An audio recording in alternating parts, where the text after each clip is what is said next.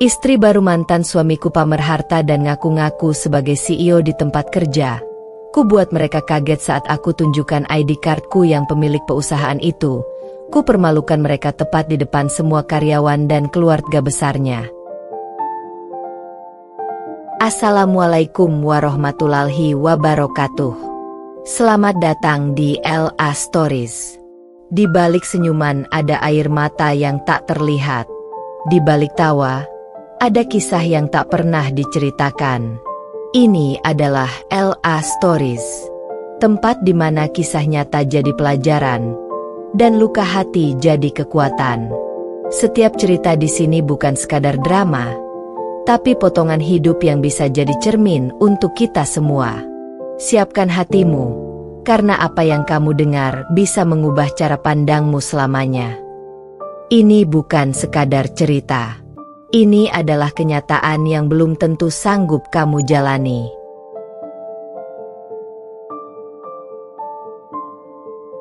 Aku, Santi, pernah ditinggalkan oleh suamiku Andi yang lebih memilih wanita lain bernama Leni. Setelah resmi berpisah, aku memilih bangkit, bekerja keras, dan membangun hidupku sendiri. Namun tak kusangka, Leni yang kini menjadi istri baru Andi justru sering pamer harta dan bahkan mengaku-ngaku sebagai CEO di sebuah perusahaan tempatku bekerja. Hari itu, di hadapan semua karyawan dan keluarga besarnya, aku dengan tenang mengeluarkan ID card yang membuktikan bahwa akulah pemilik asli perusahaan itu. Wajah Leni dan Andi seketika berubah pucat. Tak bisa lagi menutupi kebohongan mereka. Aku mempermalukan mereka tepat di depan semua orang, membuktikan bahwa harga diri dan kerja keras jauh lebih berharga daripada sekadar pamer kekayaan palsu. Kalau kalian suka dengan cerita ini, jangan lupa untuk like, tuliskan pendapat kalian di komentar, dan subscribe channel ini biar aku makin semangat bikin cerita-cerita seru lainnya. Sebelum masuk ke ceritanya, jangan lupa absen dulu Bunda. Bunda semuanya dari daerah mana saja. Dan bagi yang sudah subscriber semoga rezekinya lancar. Hari itu menjadi salah satu momen yang tak pernah kulupakan seumur hidupku. Di pelaminan, aku duduk bersanding dengan Andi, pria yang selama ini kuanggap sebagai belahan jiwa. Senyum bahagia tak pernah lepas dari wajahku. Begitu juga dengan Andi yang tampak gagah mengenakan jas abu-abu elegan. Di hadapan keluarga besar dan para tamu undangan, kami resmi terikat dalam janji suci pernikahan. Mulai hari ini, aku janji akan selalu membahagiakanmu, Santi. Ucap Andi saat memandangku lekat-lekat, membuatku semakin yakin bahwa aku telah memilih orang yang tepat. Aku percaya penuh pada kata-katanya. Selama masa pacaran, Andi memang selalu menunjukkan sisi perhatian, penuh kasih sayang, dan sering membuatku merasa menjadi wanita paling beruntung di dunia. Aku tak pernah menyangka, seorang pria sederhana seperti dirinya bisa menaklukkan hatiku dengan ketulusan. Resepsi berjalan meriah. Musik, doa restu, dan tawa para tamu undangan membuat suasana semakin hangat. Aku menggenggam tangan Andi erat, seolah aku tak ingin melepasnya. Dalam hatiku, aku hanya bisa berdoa semoga kebahagiaan hari itu bisa bertahan selamanya. Namun, jauh di lubuk hati, aku sempat menangkap tatapan-tatapan iri dari beberapa orang. Ada bisikan-bisikan kecil yang tak begitu jelas terdengar, tapi cukup membuatku merasa ada sesuatu yang berbeda. Aku mengabaikannya. Bagiku, yang terpenting adalah aku dan Andi sudah resmi menjadi suami istri. Aku tak pernah menyangka, perjalanan pernikahan yang kuanggap awal kebahagiaan justru akan membawaku pada lika-liku yang tak pernah kubayangkan sebelumnya. Hari-hari pertama menjadi seorang istri terasa begitu indah bagiku.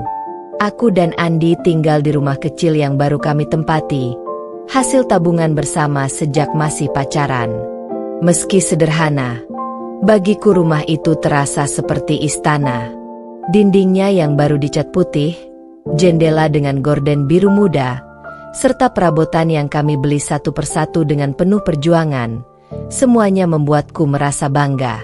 Setiap pagi aku bangun lebih awal, menyiapkan sarapan sederhana untuk Andi.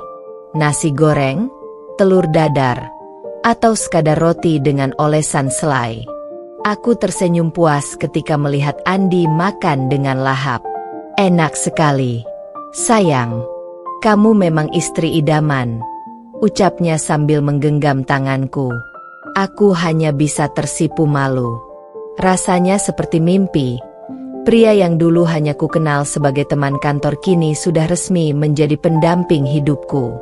Di malam hari, sepulang kerja, Andi sering membawakan bunga atau makanan kecil kesukaanku.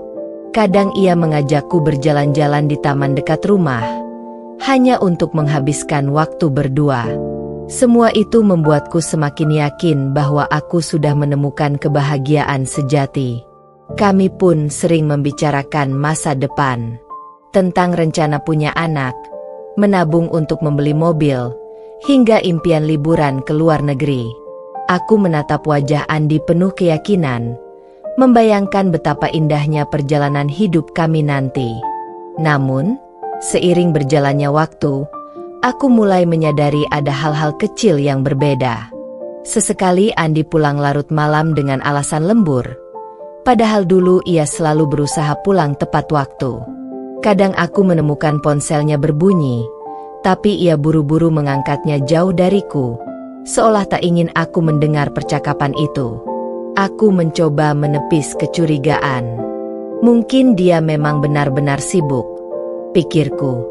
Lagi pula, aku tak ingin merusak kebahagiaan yang baru saja kami bangun hanya karena prasangka. Namun, ada kalanya aku merasa ia mulai kurang memperhatikan. Jika dulu ia selalu mendengarkan ceritaku tentang pekerjaan atau keluhanku, kini seringkali ia hanya menjawab singkat sambil sibuk menatap layar ponselnya. Meski begitu, aku tetap berusaha menjaga rumah tangga kami dengan penuh cinta.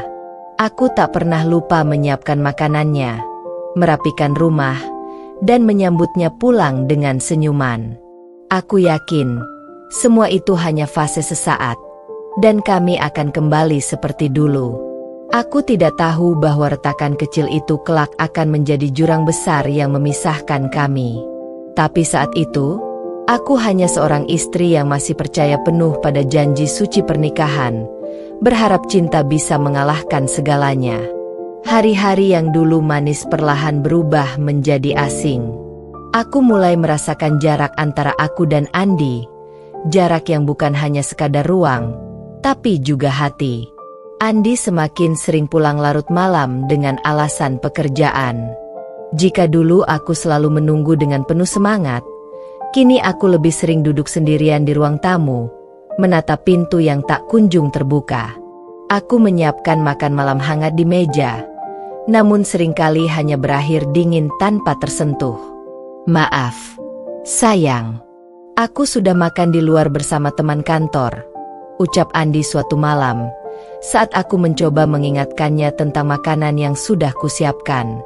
Senyumnya hambar, tatapannya pun tidak lagi sehangat dulu. Aku mencoba menahan kecewa. Tidak apa-apa, mungkin memang sibuk, batinku. Tapi semakin lama, alasan yang sama terus terulang, membuatku bertanya-tanya apakah benar semua itu karena pekerjaan. Perubahan Andi tidak hanya soal jam pulang. Ia mulai jarang memujiku, jarang menatapku dengan rasa bangga seperti dulu. Sebaliknya, ia kini sering melontarkan komentar-komentar yang menusuk perasaanku. Suatu pagi, setelah aku menyiapkan sarapan, Andi menatapku dengan ekspresi yang membuatku bingung. "Kamu nggak capek, San?" tanyanya tiba-tiba. "Capek gimana maksudnya?" Aku menoleh, mencoba tersenyum. Andi menghela napas, lalu berkata dengan nada yang dingin, "Ya, capek di dapur terus. Bau minyak, bau bawang. Kamu nggak seperti dulu lagi. Waktu pacaran, kamu wangi terus. Sekarang, entah kenapa, kamu selalu bau dapur." Ucapannya itu menghantamku seperti pisau tajam. Aku hanya terdiam, mencoba menelan rasa sakit yang menyesakkan dada. Aku tahu aku sering di dapur, memasak untuknya, merawat rumah, memastikan dia mendapat makanan hangat. Semua itu kulakukan dengan tulus, karena aku mencintainya. Tapi ternyata, yang dia lihat hanyalah hal sepele. Aku tidak lagi secantik dulu karena sibuk menjadi seorang istri. Andi, aku masak ini semua buat kamu, jawabku pelan, hampir berbisik. Tapi tetap saja, San, aku kangen kamu yang dulu, yang selalu tampil cantik, rapi, wangi. Sekarang, rasanya bosan aja, katanya tanpa rasa bersalah.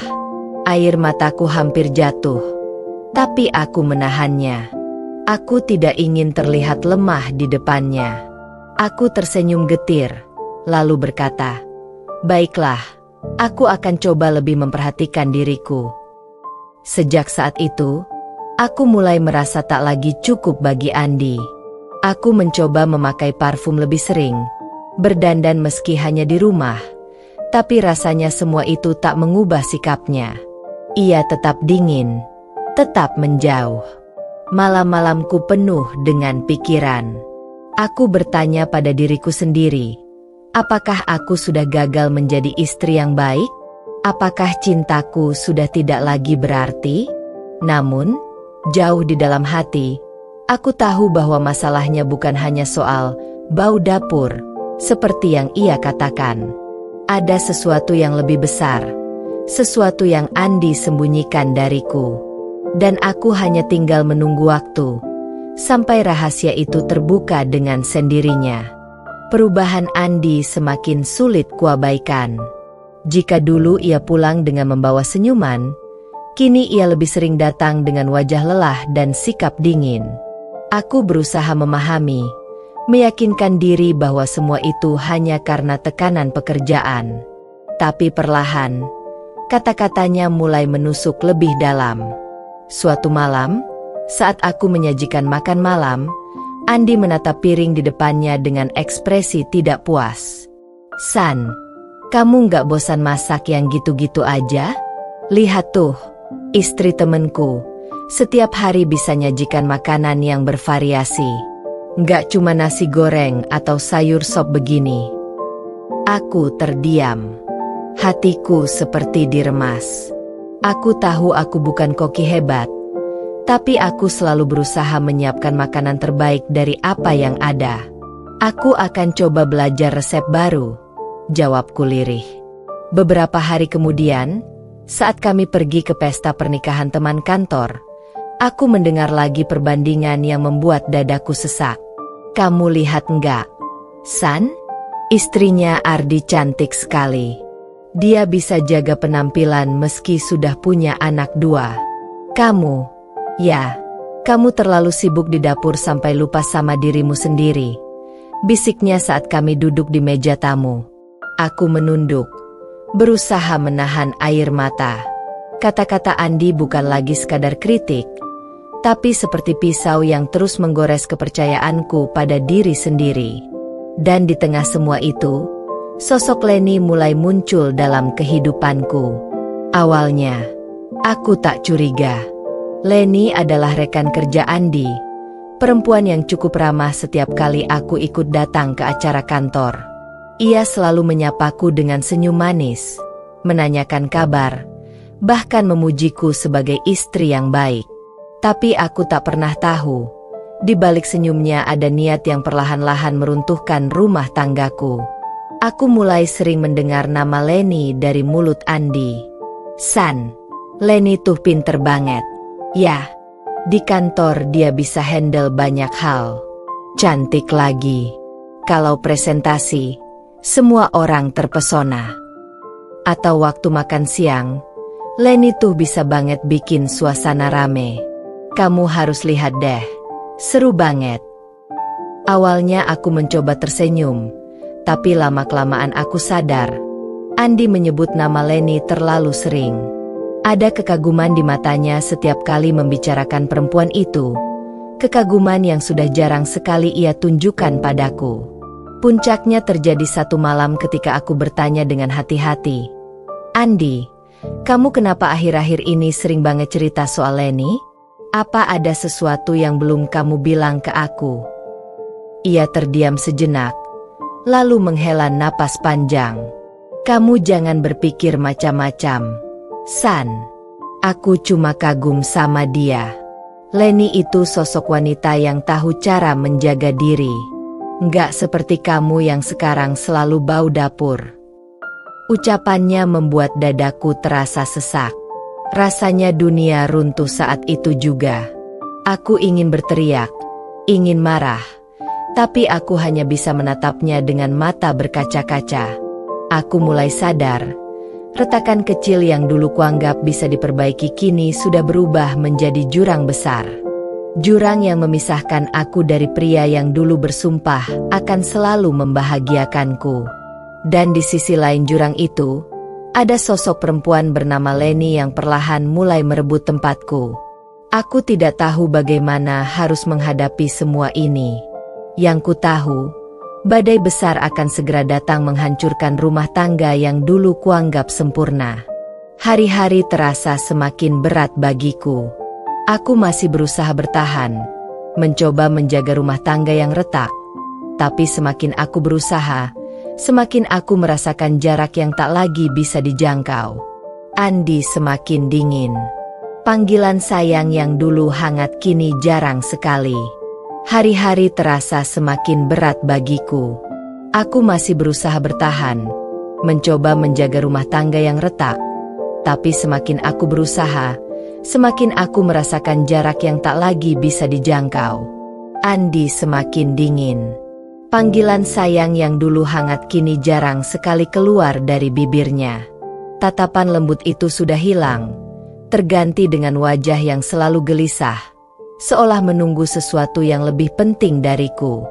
Suatu malam, saat aku sedang membereskan pakaian di kamar, ponsel Andi berdering. Namanya tertera jelas di layar.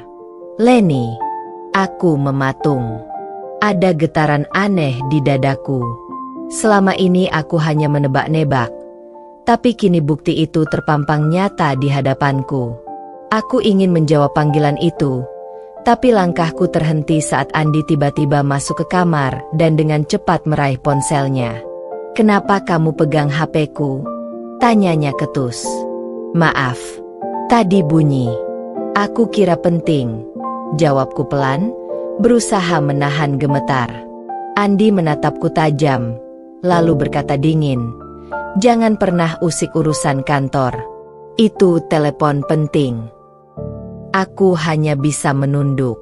Namun, sejak saat itu, hatiku tak lagi tenang. Setiap gerak-gerik Andi selalu menimbulkan kecurigaan. Ia semakin sering pulang larut malam, sering beralasan ada rapat mendadak, bahkan tak jarang menginap dengan dalih perjalanan dinas. Sampai akhirnya, kecurigaanku terjawab pada suatu sore. Aku tanpa sengaja bertemu salah satu teman kantorku yang juga kenal dengan Andi. Saat kami mengobrol, ia menatapku ragu lalu berkata, "San, kamu baik-baik saja? Aku lihat akhir-akhir ini Andi sering bareng sama Leni. Mereka kelihatan dekat sekali. Sering makan siang berdua, bahkan pulang kantor pun sama-sama." Dunia seakan berhenti berputar. Kata-kata itu membuat kepalaku berdenyut. Aku berusaha tersenyum di depan temanku, tapi begitu sampai rumah, aku menangis sejadi-jadinya. Beberapa hari kemudian, aku memberanikan diri bertanya langsung pada Andi. "Andi, jujur sama aku, apa kamu ada hubungan dengan Leni?" Andi terdiam lama. Lalu, tanpa rasa bersalah, ia akhirnya menjawab, "Iya, San, aku sudah lama bosan dengan kamu. Leni jauh lebih mengerti aku, lebih bisa bikin aku bahagia. Kamu cuma sibuk di dapur, lupa bagaimana caranya jadi istri yang menarik." Kata-kata itu menusuk lebih tajam daripada pisau manapun. Aku terisak, tak mampu lagi menahan air mata. "Apa selama ini semua kebohonganmu hanya untuk menutupinya?" Tanyaku dengan suara bergetar. Andi mengangkat bahu. Wajahnya datar tanpa penyesalan. Aku nggak bohong. Aku hanya nggak mau kamu tersakiti lebih cepat. Dan seolah belum cukup, beberapa hari kemudian, ia pulang dengan membawa keputusan yang menghancurkan segalanya. Aku sudah memutuskan. San, lebih baik kita berpisah. Aku mau menikah dengan Leni. Dia sudah menerima aku apa adanya. Sesuatu yang, maaf, kamu nggak bisa lagi kasih ke aku. Aku terpaku. Kata-kata itu membuat tubuhku lemas. Semua janji yang dulu pernah ia ucapkan di pelaminan kini hancur berkeping-keping. Aku mencoba memohon, mencoba mengingatkan pada semua pengorbanan dan kebersamaan kami, tapi Andi tak bergeming. Ia sudah membulatkan hati. Beberapa minggu kemudian, surat perceraian itu resmi sampai di tanganku. Air mataku kembali jatuh. Bukan hanya karena kehilangan seorang suami, tapi juga karena dikhianati oleh orang yang dulu kupercaya sepenuh hati. Aku menatap cermin malam itu, melihat diriku yang tampak lelah, tapi ada sesuatu yang berbeda di mataku. Luka yang dalam, namun juga tekad yang mulai tumbuh. Jika Andi memilih mengkhianati aku demi Leni, maka aku akan membuktikan bahwa aku bisa berdiri tanpa mereka. Dan suatu hari nanti, mereka akan menyesal karena telah meremehkan wanita yang pernah mereka injak harga dirinya. Hari-hari setelah perceraian terasa seperti mimpi buruk yang panjang. Setiap sudut rumah yang dulu penuh tawa kini terasa kosong dan dingin. Aku terbiasa bangun pagi untuk menyiapkan sarapan Andi, tapi kini hanya ada meja makan sunyi yang tak lagi terisi canda. Aku sering duduk sendirian di kamar, memandangi cincin pernikahan yang sudah tak berarti, bertanya dalam hati, apakah semua pengorbananku sia-sia? Aku sempat terpuruk. Berat badanku menurun, wajahku pucat karena terlalu sering menangis. Orang tuaku khawatir, begitu juga keluargaku. Namun, di tengah keterpurukan itu, ayahku suatu hari datang dan duduk di sampingku. Ia menepuk bahuku dengan lembut. Santi, hidupmu tidak berhenti hanya karena seorang pria bernama Andi. Kamu masih punya keluarga yang mendukungmu, dan kamu punya kemampuan yang luar biasa. Sudah waktunya kamu bangkit. Kata-kata itu menjadi cahaya kecil di tengah gelapnya hatiku. Aku mulai sadar, aku tidak boleh hancur selamanya. Aku harus berdiri kembali, bukan hanya untuk diriku sendiri, tapi juga untuk membuktikan bahwa aku bisa hidup lebih baik tanpa Andi. Beberapa minggu kemudian, keluargaku memanggilku ke ruang kerja besar di rumah kami. Di sana, ayah, ibu, dan beberapa anggota keluarga lainnya sudah menunggu. Santi, ucap ayahku dengan serius. Kamu tahu keluarga kita memiliki beberapa perusahaan yang bergerak di berbagai bidang. Selama ini kamu memilih untuk hidup sederhana bersama Andi, tanpa menonjolkan siapa sebenarnya dirimu. Tapi sekarang, kami ingin kamu mengambil tanggung jawab yang lebih besar. Mulai hari ini, kami tunjuk sebagai CEO baru di salah satu perusahaan kita. Aku terkejut. Aku jadi CEO? Iya, jawab ibuku dengan senyum penuh keyakinan. Kamu punya jiwa kepemimpinan. Kami percaya kamu bisa membawa perusahaan ini ke arah yang lebih baik. Air mataku menetes. Kali ini bukan karena sedih, tapi haru. Aku merasa diberi kesempatan baru untuk membangun hidupku kembali. Dan betapa terkejutnya aku ketika mengetahui perusahaan yang akan kupegang adalah perusahaan tempat Leni bekerja, bahkan perusahaan yang sering ia bangga-banggakan di depan orang banyak. Ironisnya, Leni selalu mengaku-ngaku punya pengaruh besar di perusahaan itu, padahal sebenarnya perusahaan tersebut milik keluargaku sejak lama. Aku tersenyum kecil, bukan senyum dendam, tapi senyum penuh tekad. Andi dan Leni sama sekali tidak tahu bahwa aku akan menjadi pemimpin baru mereka. Hari pertamaku masuk sebagai CEO terasa menegangkan sekaligus membahagiakan. Semua karyawan menyambutku dengan hormat. Namun aku tahu, kabar ini akan menjadi pukulan besar bagi Andi dan Leni. Mereka pasti tidak pernah menyangka bahwa wanita yang dulu dianggap bau dapur, kini berdiri di pucuk tertinggi perusahaan. Di balik rasa sakit yang pernah mereka berikan, aku merasa Tuhan memberiku cara indah untuk bangkit. Kini, Aku bukan lagi Santi yang rapuh karena pengkhianatan, melainkan Santi yang siap berdiri tegak, memimpin, dan memperlihatkan bahwa harga diri seorang wanita jauh lebih berharga daripada sekadar pernikahan yang dikhianati. Dan aku tahu, cepat atau lambat, Andi dan Leni akan terkejut saat akhirnya mereka menyadari siapa sebenarnya pemilik perusahaan ini. Hari itu adalah hari pertamaku resmi masuk kantor sebagai CEO baru. Aku sengaja datang lebih awal, mengenakan setelan jas putih elegan dengan rambut rapi terurai. ID card bertuliskan namaku dan jabatan Chief Executive Officer tergantung di leherku. Rasa gugup bercampur dengan keyakinan memenuhi dadaku. Aku tahu, hari ini akan menjadi titik balik dalam hidupku. Di lantai kantor, suasana ramai. Para karyawan sibuk bekerja, namun sebagian berhenti sejenak ketika melihat aku masuk. Ada bisik-bisik kecil yang terdengar. Itu siapa? Cantik sekali. Bukannya itu mantan istrinya Pak Andi. Serius? Dia jadi CEO kita sekarang? Aku hanya tersenyum tipis, menatap mereka dengan tenang. Namun, sebelum aku sempat memperkenalkan diri secara resmi, suara nyaring terdengar dari ujung ruangan. Leni, dengan gaun kerja ketat dan make-up tebal, berdiri sambil memamerkan tas mahalnya. Ia dikelilingi beberapa karyawan yang tampak sungkan, termasuk Andi yang berdiri di sampingnya. Mulai sekarang, kalian harus lebih rajin ya, ucap Leni dengan nada angkuh. Kalian tahu kan siapa aku? Aku ini calon CEO perusahaan ini.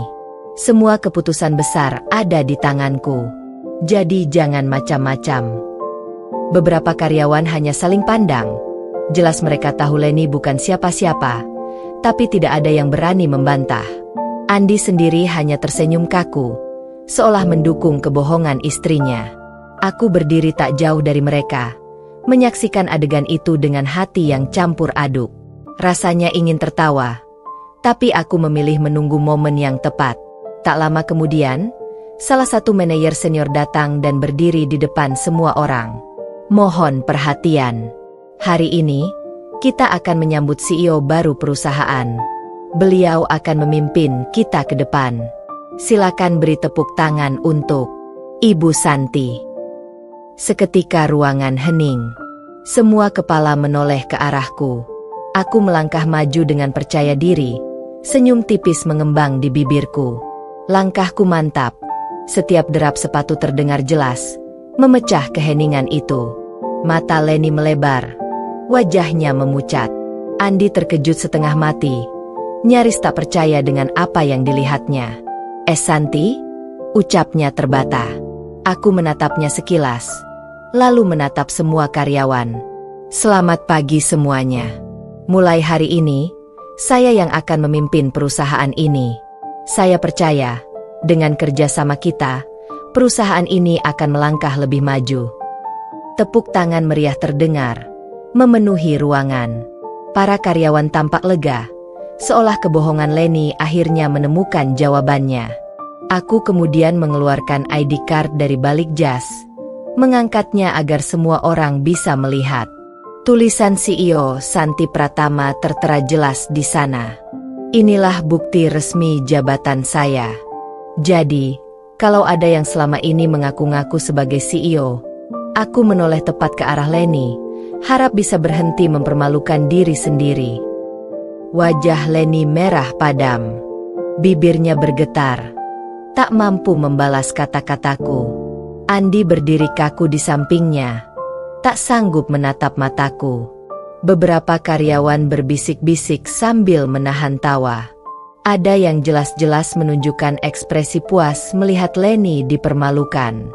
Semua mata kini tertuju pada pasangan itu, yang hanya bisa terdiam dalam rasa malu.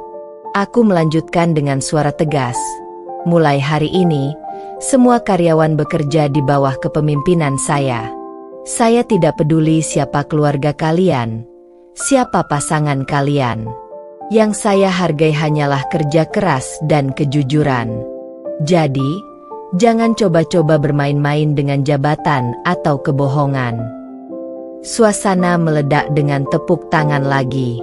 Aku melangkah ke ruang kerjaku yang baru, sementara Leni hanya bisa menunduk, wajahnya pucat pasi. Andi mencoba meraih lengannya, tapi aku sempat menangkap tatapan penuh panik di matanya. Dalam hati, aku tersenyum puas. Inilah jawaban dari semua sakit hati yang pernah mereka berikan. Aku tidak perlu membalas dengan kata-kata kasar. Cukup dengan menunjukkan siapa diriku sebenarnya. Mereka sudah hancur oleh kebohongan mereka sendiri. Dan aku tahu, ini baru permulaan. Hari itu, undangan pernikahan sepupu Andi menjadi ajang berkumpulnya keluarga besar. Aku sempat ragu untuk datang. Namun karena masih ada beberapa keluarga yang baik padaku dan ingin aku hadir, akhirnya aku memutuskan untuk datang. Aku memilih tampil sederhana tapi anggun. Gaun berwarna biru navy dengan sedikit aksen perak, rambut digelung rapi, dan wajah dengan riasan natural. Aku tahu, menghadiri acara keluarga mantan suami bukanlah perkara mudah. Akan ada tatapan-tatapan sinis, bisikan-bisikan menusuk, bahkan mungkin cibiran yang sudah aku hafal. Tapi hari ini, aku tidak datang sebagai Santi yang dulu. Aku datang sebagai seseorang yang sudah berdiri tegak dengan harga diri. Begitu aku masuk ke gedung resepsi, aku langsung melihat Andi dan Leni. Mereka berdua sibuk menyapa tamu, dengan Leni yang berdiri penuh percaya diri. Gaun mewah yang ia kenakan berkilauan di bawah lampu, dan seperti biasa, bibirnya tak berhenti bicara tentang dirinya sendiri. Iya, benar sekali. Sekarang aku CEO di perusahaan besar itu. Semua orang menghormati aku. Bahkan banyak karyawan yang takut padaku, ucap Leni dengan suara lantang, cukup keras agar orang-orang di sekitarnya mendengar. Aku hanya tersenyum tipis sambil berjalan melewati kerumunan. Beberapa orang keluarga menatapku dengan heran. Bahkan ada yang berbisik, "Itu Santia? Dia berani datang juga ternyata." Aku duduk di kursi bagian tengah.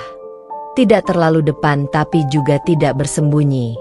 Aku ingin melihat bagaimana drama ini akan berkembang. Tak lama kemudian, Leni kembali melanjutkan aksinya. Ia mengelilingi tamu-tamu, menyombongkan jabatan yang katanya ia miliki. Perusahaan itu sekarang aku yang urus. Jadi kalau ada yang butuh kerja, bisa minta ke aku langsung. Jadi CEO itu berat loh, tapi aku bisa karena memang aku berbakat, katanya sambil tertawa manja, menggandeng tangan Andi yang hanya tersenyum kaku. Aku memperhatikan dengan tenang. Nafasku stabil, dadaku penuh dengan rasa percaya diri. Aku tahu, sebentar lagi semua kepalsuan itu akan runtuh. Saat Leni melihatku, matanya langsung menyipit. "Oh, jadi kamu datang juga, Santi?" katanya sambil melangkah mendekat. Nada bicaranya meremehkan. "Kamu masih punya keberanian yang muncul di sini? Sudah lihat kan, aku sekarang jauh lebih bahagia. Aku CEO sekarang. Kamu apa?" Beberapa pasang mata menoleh ke arah kami. Keluarga besar yang sebelumnya sibuk dengan makanan, kini mulai memperhatikan percakapan itu. Aku tersenyum kalem.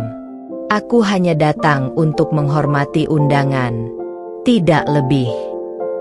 Leni mendengus, lalu menoleh ke semua orang. "Kalian semua dengarkan? Aku sekarang CEO." Sementara ia menunjukku dari ujung kaki sampai kepala. Tidak ada apa-apanya. Aku pemenang di sini. Andi berdiri di sampingnya. Wajahnya tegang.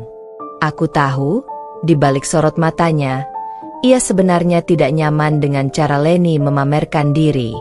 Tapi, ia memilih diam, membiarkan Leni terus berbicara.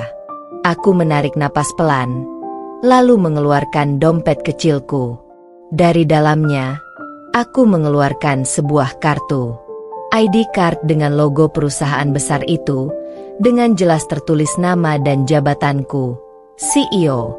Aku berdiri, memegang kartu itu tinggi-tinggi agar semua orang bisa melihat. Kalau memang kamu CEO, Leni, seharusnya kamu punya ini. Tapi sayang sekali, kartu ini ada padaku. Karena akulah CEO yang sebenarnya. Ruangan seketika hening. Semua mata menatapku, kemudian menoleh ke arah Leni yang wajahnya mendadak pucat pasi. Senyum congkaknya hilang, digantikan dengan ekspresi panik yang berusaha ia sembunyikan. Andi menatapku dengan rahang mengeras. Matanya melebar tak percaya.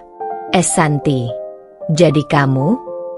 Aku menatapnya tajam. Ya, Andi. Perusahaan tempat Leni mengaku-ngaku jadi CEO itu adalah milik keluargaku. Dan aku yang diberi kepercayaan untuk memimpinnya. Jadi semua kebohongan yang kalian bangun selama ini sudah runtuh. Bisikan-bisikan mulai terdengar. Ya ampun, jadi benar Santi itu pemiliknya. Pantas dia terlihat tenang sekali. Leni ternyata cuma bohong. Leni berusaha tertawa, tapi suaranya bergetar. Itu tidak mungkin. Aku kan. Aku menyela dengan tenang. Kamu bisa mengaku apa saja, Leni, tapi fakta tidak bisa kamu bantah. Semua karyawan di perusahaan tahu siapa CEO sebenarnya. Dan mulai hari ini, semua orang di sini juga tahu kebenarannya. Keluarga besar yang tadinya diam, kini mulai menatap Leni dengan tatapan sinis. Bahkan ada yang berbisik sambil menahan tawa. Aku tersenyum tipis, menyimpan kembali ID card itu. Aku tidak perlu pamer. Tapi aku juga tidak akan tinggal diam saat seseorang mengaku-ngaku dengan jabatan yang aku perjuangkan. Aku kembali duduk dengan anggun, sementara Leni terdiam, wajahnya merah padam karena malu. Andi hanya bisa menunduk, tak mampu berkata-kata. Hari itu, di pesta pernikahan sepupu Andi, topeng kesombongan Leni hancur di depan semua orang. Dan aku, untuk pertama kalinya, merasa benar-benar bebas dari bayang-bayang masa lalu. Sejak malam pesta pernikahan sepupu Andi itu, kabar tentang siapa sebenarnya CEO perusahaan besar itu menyebar begitu cepat. Awalnya hanya keluarga besar yang menjadi saksi, namun mulut manusia tak bisa ditutup. Besok paginya, hampir semua grup keluarga, obrolan tetangga, hingga meja kantor dipenuhi gosip yang sama. Ternyata bukan Leni, tapi Santi, mantan istrinya Andi, yang benar-benar jadi CEO. Reaksi keluarga besar. Di rumah keluarga besar Andi, suasana mendidih. Para tante dan om yang dulu sempat meremehkanku kini saling berbisik malu. Ada yang bahkan terang-terangan menyalahkan Andi dan Leni. Astaga, Andi, kamu cerai sama perempuan sebaik Santi, lalu pilih wanita yang kerjanya cuma bohong sana-sini? Malu kita ini, keluarga besar jadi bahan omongan tetangga. Bentak salah satu omnya. Ibunya Andi, yang dulu sempat dingin padaku karena termakan cerita Leni, kini hanya bisa menutupi wajahnya dengan kerudung. Kenapa kamu bodoh sekali, Andi? Katanya lirih, penuh penyesalan. Leni mencoba membela diri. Aku cuma bercanda waktu itu. Aku tidak pernah bilang sungguhan. Tapi ucapan itu hanya membuat semua orang makin muak. Sudahlah, Leni. Semua orang sudah tahu kebenarannya. Jangan lagi kau bikin alasan, kata salah satu tante dengan nada tajam. Reaksi karyawan. Di kantor, berita itu lebih dahsyat lagi. Hari pertama aku masuk setelah pesta itu, hampir semua karyawan berdiri memberi salam hormat. Ada yang bahkan tak bisa menyembunyikan rasa kagumnya. Bu Santi, kami tidak menyangka ibu yang selama ini adalah CEO kami yang sesungguhnya, ujar seorang manajer dengan wajah penuh hormat. Maafkan kami kalau dulu sempat salah paham. Kami hanya mengikuti apa yang terlihat di luar. Aku tersenyum ramah. Tidak perlu merasa bersalah. Yang penting, mulai sekarang, kita bekerja dengan jujur dan saling menghormati. Sementara itu, gosip tentang bagaimana Leni mengaku-ngaku sebagai CEO juga sudah jadi bahan ejekan. Beberapa karyawan yang dulu sempat dijanjikan oleh Leni untuk naik jabatan kini tertawa pahit. Pantas saja tidak pernah ada keputusan resmi. Ternyata cuma bualan. Hahaha, CEO gadungan. Suasana kantor seakan berubah total. Yang dulu penuh dengan bisik-bisik sinis tentangku, kini berganti dengan rasa hormat yang tulus. Reaksi masyarakat. Masyarakat sekitar juga tidak tinggal diam. Leni yang dulu sering pamer di arisan dan pertemuan RT kini jadi bahan gunjingan. Kemarin-kemarin dia bilang suaminya hebat, dia CEO. Ternyata malah mantan istri suaminya yang benar-benar CEO. Kalau sudah bohong, akhirnya pasti ketahuan juga. Malu sekali.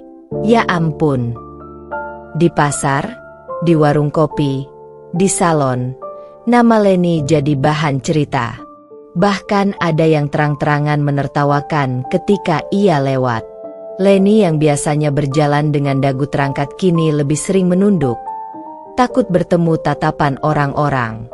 Andi pun ikut terkena imbasnya. Banyak orang yang dulu menghormatinya, kini memandang rendah. Kasihannya, sudah cerai sama perempuan baik-baik, malah dapat istri tukang bohong. Begitu komentar yang terdengar di mana-mana. Aku, Santi. Di tengah hiruk-pikuk itu semua, aku hanya menjalani hariku dengan tenang. Aku tahu, kebenaran sudah berbicara sendiri. Aku tidak perlu menambah kata-kata. Aku hanya perlu melanjutkan tugasku sebagai pemimpin, membangun perusahaan, dan meraih kebahagiaanku sendiri. Namun jauh di lubuk hati, aku bisa merasakan malu dan penyesalan besar yang kini menjerat Andi dan Leni. Mereka tidak hanya kehilangan martabat di depan keluarga, tapi juga di depan masyarakat luas. Dan aku, untuk pertama kalinya sejak perceraian, aku merasa benar-benar menang tanpa harus menjatuhkan diriku sendiri. Hari-hari setelah pesta pernikahan sepupu Andi menjadi titik balik besar dalam hidupku. Aku kembali fokus pada pekerjaan, sementara gosip tentangku sebagai CEO terus menyebar. Namun, di balik itu semua, ada dua orang yang kehidupannya semakin terhimpit oleh rasa malu, Andi dan Leni. Leni yang tak lagi berani keluar rumah. Leni, yang dulunya suka berjalan dengan percaya diri di depan banyak orang, kini lebih sering mengurung diri. Ia tidak lagi muncul di arisan komplek, tidak datang ke pertemuan RT, bahkan sekadar belanja ke pasar pun ia enggan lakukan. Setiap kali ia keluar, selalu saja ada bisikan-bisikan menusuk telinganya. Itu tuh, yang kemarin ngaku-ngaku CEO. Kasihan, ternyata cuma numpang nama suaminya. Pantas aja kalau orang terlalu banyak pamer, pasti ujung-ujungnya begini. Leni mencoba menutup telinganya, tapi tatapan orang-orang lebih tajam dari sekadar kata. Saat pulang dari minimarket, ia pernah menangis di mobil, wajahnya merah karena menahan malu. Kenapa semua orang jahat sekali? Mereka tidak tahu rasanya jadi aku, gumamnya, sambil membanting pintu mobil dengan marah. Namun, jauh di dalam hatinya, ia tahu bahwa semua ini bukan salah orang lain. Kebohongan yang ia bangun sendiri akhirnya runtuh, dan kini ia harus menanggung akibatnya. Andi yang kehilangan wibawa. Sementara itu, Andi menghadapi rasa malu dengan caranya sendiri. Jika dulu ia sering duduk santai bersama teman-temannya, kini ia lebih sering menolak ajakan nongkrong. Di warung kopi, namanya sudah jadi bahan tertawaan.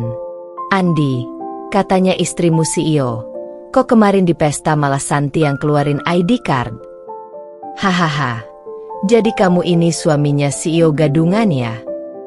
Andi hanya bisa tersenyum kaku, pura-pura tidak mendengar. Padahal di dalam hatinya, ia merasa ditelanjangi habis-habisan. Ia sadar bahwa harga dirinya sebagai laki-laki hancur di depan semua orang. Di rumah, ia sering melamun, duduk di sofa sambil memegang kepalanya. Kadang ia menatap Leni dengan penuh kekesalan. Ini semua gara-gara kamu, Len. Kalau saja kamu tidak terlalu suka pamer, mungkin tidak akan separah ini. Leni tentu tak mau disalahkan. Ia membalas dengan suara tinggi.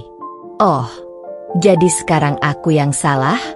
Padahal kamu juga yang memilih aku, yang ikut-ikutan pamer, yang senang dilihat orang sukses. Pertengkaran demi pertengkaran pun mulai memenuhi rumah mereka. Suasana yang dulu penuh dengan canda-canda manis kini berubah menjadi dingin dan penuh tudingan.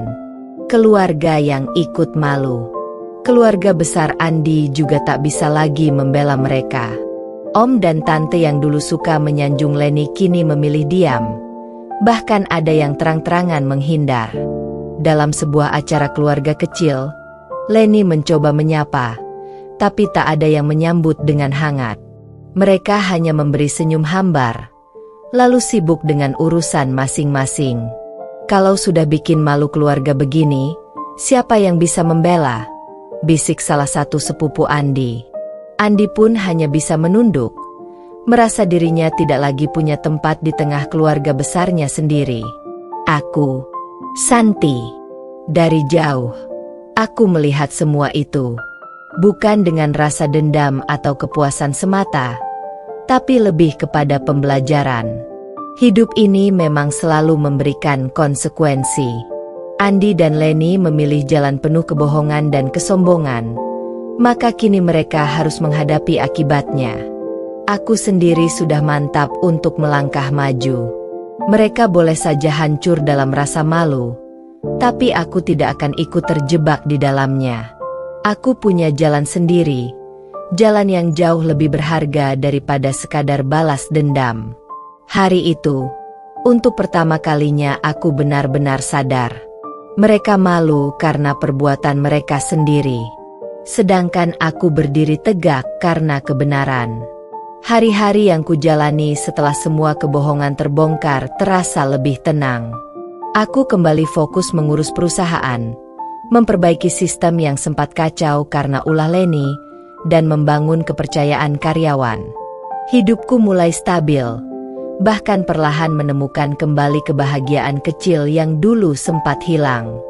Namun, di saat aku mulai berdiri tegak, Andi justru makin terpuruk. Ia kehilangan wibawa di mata keluarga, dihina masyarakat, dan rumah tangganya dengan Leni dipenuhi pertengkaran. Tidak ada lagi senyum bangga seperti dulu, yang ada hanyalah penyesalan. Andi mencoba menghubungi. Awalnya, ia mulai dengan pesan singkat. Santi, apa kabar? Aku ingin bicara. Pesan itu tidak pernah kubalas. Beberapa hari kemudian, ia mengirim lagi. Aku tahu aku salah. Tapi bisakah kita bertemu? Hanya sebentar. Aku tetap diam. Aku pikir, mungkin ia akan menyerah. Tapi ternyata tidak. Andi semakin gigih. Ia menunggu di parkiran kantorku, mencoba menyapaku ketika aku keluar. San, tunggu dulu. Aku cuma mau bicara, katanya dengan wajah kusut. Matanya memohon. Aku berhenti sejenak, menatapnya datar. Kita tidak punya urusan lagi. Andi, jangan buang waktuku. Tapi ia justru semakin mendekat. Aku menyesal. San, aku salah meninggalkanmu. Aku ingin kita kembali seperti dulu. Kata-kata itu membuat dadaku bergetar.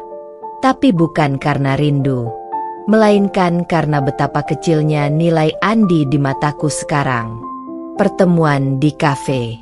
Beberapa hari kemudian, ia kembali memohon melalui keluargaku agar aku mau menemuinya sekali saja. Demi menjaga nama baik, Akhirnya aku setuju bertemu di sebuah kafe. Ketika aku datang, Andi sudah menunggu dengan wajah lelah. Rambutnya acak-acakan, matanya sembab, dan pakaian yang ia kenakan tidak serapi dulu.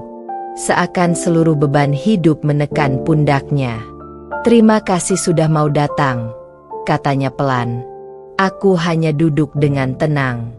Katakan apa yang ingin kamu katakan. Aku tidak punya banyak waktu." Andi menatapku, lalu meraih tanganku, tapi aku segera menariknya. Ia menghela napas, suaranya bergetar. "Santi, aku menyesal. Aku bodoh sudah memilih Leni. Aku buta, terlalu percaya dengan kebohongan dan penampilannya. Aku salah meninggalkanmu, wanita yang selalu setia. Tolong, beri aku kesempatan. Aku ingin rujuk denganmu." Beberapa pengunjung kafe menoleh, mungkin karena suaranya mulai meninggi. Tapi aku tetap tenang. Aku tersenyum tipis, lalu berkata, "Andi, kamu tahu apa yang paling menyakitkan? Bukan saat kamu memilih Leni, tapi saat kamu membanding-bandingkan aku, meremehkanku, bahkan menghinaku karena aku bau dapur. Padahal aku berjuang untuk rumah tangga kita." Andi menunduk, wajahnya penuh rasa bersalah. Aku hilaf, San. Aku janji tidak akan mengulanginya lagi." Aku menggeleng pelan.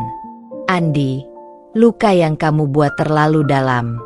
Aku tidak bisa begitu saja kembali padamu hanya karena kamu menyesal. Penyesalanmu datang terlambat. Sekarang aku sudah menemukan jalanku sendiri." Andi terpuruk. Wajah Andi langsung pucat. "Jadi, kamu benar-benar tidak bisa memaafkan aku?" Suaranya hampir berbisik. Aku menatap matanya dalam-dalam, lalu berkata tegas, "Memaafkan? Iya, aku sudah memaafkanmu. Tapi kembali? Tidak akan pernah. Kamu sudah memilih jalanmu sendiri, Andi. Dan aku juga sudah memilih untuk melanjutkan hidup tanpa kamu." Air mata menetes di pipinya. Ia menutup wajah dengan kedua tangannya. Bahunya bergetar. Orang-orang di kafe semakin memperhatikan, tapi aku tidak peduli. Aku berdiri, mengambil tas, lalu menatapnya sekali lagi. "Andi, kamu pernah meremehkanku. Sekarang lihatlah, aku bisa berdiri tanpa kamu.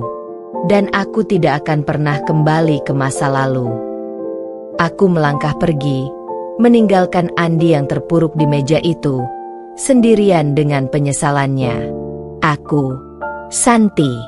Di luar kafe, aku menarik napas panjang. Ada sedikit rasa lega. Penolakan itu bukan sekadar untuk Andi, tapi juga untuk diriku sendiri. Itu tanda bahwa aku sudah benar-benar bebas darinya. Aku tahu, setelah ini Andi mungkin akan semakin hancur. Tapi itu bukan lagi urusanku. Hidupku kini punya arah baru. Arah yang tak ada hubungannya dengan masa laluku bersamanya. Waktu berjalan cepat setelah pertemuanku terakhir dengan Andi di kafe. Penolakan tegas yang kuucapkan menjadi garis pemisah antara masa lalu dan masa depan. Aku tidak lagi menoleh ke belakang. Aku memilih melangkah ke depan, menjalani hidup dengan kepala tegak, fokus pada perusahaan. Sebagai CEO, aku tahu tanggung jawabku besar. Hari-hariku dipenuhi dengan rapat, kunjungan lapangan, dan merancang strategi baru untuk membuat perusahaan semakin maju. Ada rasa bangga setiap kali melihat karyawan bekerja dengan semangat, seolah-olah energi mereka ikut tumbuh karena aku memimpin dengan hati. Aku membangun sistem yang lebih transparan, memberi ruang kepada karyawan untuk berkembang, dan membuka peluang kerja untuk masyarakat sekitar. Nama perusahaanku perlahan makin dihormati, bukan hanya karena besar dan sukses, tapi karena membawa dampak baik bagi banyak orang. Setiap kali aku menatap logo perusahaan itu, aku tersenyum. Dahulu aku dianggap hanya bau dapur, tapi kini aku berdiri di pucuk kepemimpinan. Perjalanan yang berat akhirnya membawaku ke titik tertinggi dalam hidupku. Kehidupan pribadi yang tenang. Di luar pekerjaan, aku belajar mencintai diriku sendiri lagi. Aku mengisi waktu dengan hal-hal yang dulu sempat terabaikan. Berolahraga, membaca, bahkan sekadar menikmati secangkir kopi di pagi hari sambil mendengarkan musik. Aku tidak lagi merasa hampa.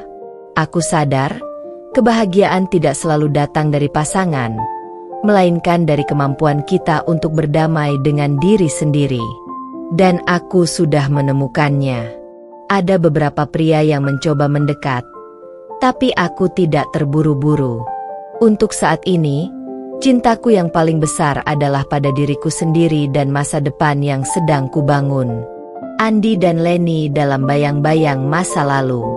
Sementara itu, kabar tentang Andi dan Leni terus sampai ke telingaku. Bukan karena aku mencarinya, tapi karena masyarakat tidak bisa berhenti membicarakan. Leni semakin jarang terlihat di acara sosial. Nama, CEO Gadungan, sudah melekat padanya, menjadi ejekan yang sulit ia hapus. Setiap kali ia mencoba tampil percaya diri, orang-orang hanya mengingat kebohongannya yang dulu. Hidupnya kini tak pernah benar-benar tenang, selalu dihantui rasa malu. Andi pun tak lebih baik. Ia kehilangan wibawa di keluarga, pekerjaannya tidak stabil, dan rumah tangganya bersama Leni dipenuhi dengan pertengkaran. Kadang aku mendengar mereka hampir berpisah, tapi entah kenapa masih bertahan. Mungkin karena sama-sama takut menghadapi kenyataan sendirian. Keduanya kini hidup dalam bayang-bayang masa lalu yang mereka ciptakan sendiri dengan kebohongan, kesombongan, dan pengkhianatan. Aku, Santi. Suatu sore, aku berdiri di depan jendela kantorku di lantai atas. Kota terlihat begitu indah dari sana. Lampu-lampu mulai menyala, dan suara kehidupan terdengar samar. Aku tersenyum pada bayangan diriku di kaca. Aku sadar, dulu aku pernah jatuh sangat dalam. Tapi dari keterpurukan itu, aku bangkit lebih kuat daripada sebelumnya. Andi dan Leni mungkin masih terjebak dalam lingkaran rasa malu, tapi aku sudah terbebas. Aku bukan lagi Santi yang dulu. Aku adalah Santi yang baru, wanita yang menemukan kekuatan dari luka, yang menjadikan masa lalu sebagai batu pijakan untuk meraih kebahagiaan sejati. Dan kali ini, aku tahu, hidupku benar-benar milikku, bukan milik siapapun. Hari-hari terus berjalan. Waktu yang dulu terasa lambat ketika aku masih berjuang di masa-masa terpuruk, kini berlari dengan cepat seiring keberhasilanku dalam memimpin perusahaan. Perusahaan keluarga yang sempat lesu dan hampir kehilangan arah, kini bangkit menjadi salah satu perusahaan yang diperhitungkan di pasar nasional. Setiap pagi aku berangkat ke kantor dengan senyum penuh semangat. Aura di sekitarku sudah berbeda. Aku bukan lagi Santi yang lemah karena dikhianati, tetapi seorang pemimpin yang mampu membawa perubahan besar. Para karyawan yang dulu sempat meremehkan, kini berdiri tegak dengan penuh hormat ketika aku melangkah masuk ke ruangan. "Selamat pagi, Bu Santi." Suara mereka kompak menyapaku. Aku hanya tersenyum, memberikan anggukan ramah. Aku tahu betul, kesuksesan ini bukan sekadar hasil dari kerja keras sendiri, melainkan juga bentuk pembuktian bahwa aku mampu bangkit dari kehancuran yang dulu menjeratku. Di rumah, keluargaku menjadi saksi dari perubahan besar dalam hidupku. Ayah dan ibu yang dulu begitu khawatir melihat kondisiku setelah perceraian, kini selalu menatapku dengan mata berkaca-kaca penuh kebanggaan. Suatu malam, saat makan malam bersama, ayah meletakkan sendoknya dan menatapku dengan serius. "Santi," katanya lembut, "ayah benar-benar bangga padamu. Dulu, ayah sempat takut kamu akan hancur setelah ditinggalkan Andi. Tapi lihatlah sekarang, Kamu berdiri lebih kuat dari sebelumnya. Kamu bukan hanya menyelamatkan dirimu, tapi juga mengangkat nama keluarga kita lebih tinggi. Aku terdiam sejenak. Air mataku hampir jatuh. Semua ini juga karena doa dan dukungan ayah dan ibu.